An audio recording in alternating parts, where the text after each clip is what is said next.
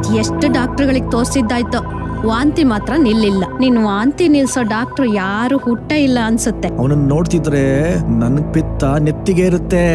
3 ಹೊತ್ತು ಕ್ಯಾಮ್ರಾ ಹಿಡ್ಕೊಂಡು ಕೂತಿರ್ತಾನೆ. Camera ಕೆಟ್ಟಿದೆ, repair ಮಾಡಿಸ್ಕೊಂಡ್ ಬರ್ತೀನಿ. ಫ್ರೀ ಇದ್ದೀರಾ?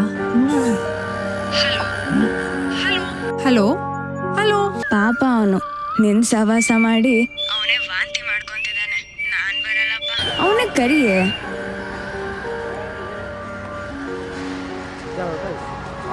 ನಾನ್ PG ಮಾಡುವಾಗ ನನ್ ಸೀನಿಯರ್ ಆಗಿದ್ಲು. ಓ, ಈಗೇನ್ ಮಾಡ್ತಿದ್ರಿ? ಟೀಚ್ತೀನಿ.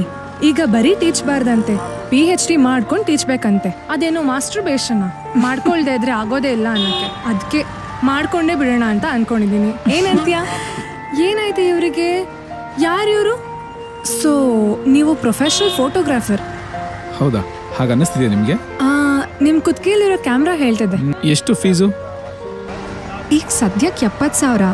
ಮುಂದಕ್ಕೆ ಆಗಾಗ ಕಟ್ಬೇಕು ಅಂದಿದ್ದಾರೆ. ಕ್ಲಾರಿಟಿ ಇಲ್ಲ. ನಿಮಗೆ ಫೀಸ್ ಎಷ್ಟು ಹೇಳಿದ್ದಾರೆ? 70. ಸರಿ, ಇಲ್ಲ 50 ಕಟ್ಟಿ 40ಕ್ಕೆ ಬಿಲ್ ಕೊಡ್ತೀವಿ. ಇನ್ನು 20 ಮೇಡಮ್ ಕೊಟ್ಬಿಡಿ. ಈಗೇನು ಕಟ್ತಿರ ಇಲ್ಲ ಹೊರಡೋಣ? ಮೇಷ್ಟ್ರುಗಳು ನಾವು.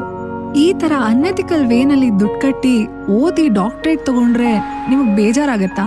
ಏನಾದ್ರೂ ಪ್ರಾಬ್ಲಮ್? ಮನೇಲಿ ಹೆಣ್ಣು ನೋಡ್ತಿದ್ದಾರೆ, ನನಗೇನು ಕೆಲಸ ಇಲ್ಲ ಅಂತ ಸ್ಟಾಪ್ ಆಗಿದೆ. 1-2 ನಿಂಬೆ ಹಣ್ಣು ಇಟ್ಕೊಳಕ್ ಹೇಳು. ಜೊತೆಗೆ ಅಡಕೆನೂ ಇರ್ಲಿ. ವಾಂತಿ ಗಿಂತಿ ಬಂದ್ಬಿಟ್ರೆ ಕಷ್ಟ. ವಾಂತಿ ಮಾಡಿದ್ರಾ? ಇಲ್ಲ. ಬೇಕಾದಾಗ ಮಾಡ್ಬೇಡ. ಟೆನ್ಷನ್ ಆಗ್ತಿದ್ಯಾ? ವಾಂತಿ ಬರೋಂಗ್ ಆಗ್ತಿದ್ಯಾ? ಇಲ್ಲ. ವಾಂತಿ ಮಾಡೋಕಾಯ್ತಾ? ಇಲ್ಲ. ಯಾರಿಗ್ ವಾಂತಿ? ಏನಾದ್ರೂ ಪ್ರಾಬ್ಲಮ್ಮಾ? ನನ್ ಫ್ರೆಂಡ್ಗೆ. ಏನ್ ಪ್ರೆಗ್ನೆಂಟ್ ಅವರು? ವಾಂತಿ ಆಯ್ತು. My goodness. ಏನಂದ್ರು ಮನೇಲಿ?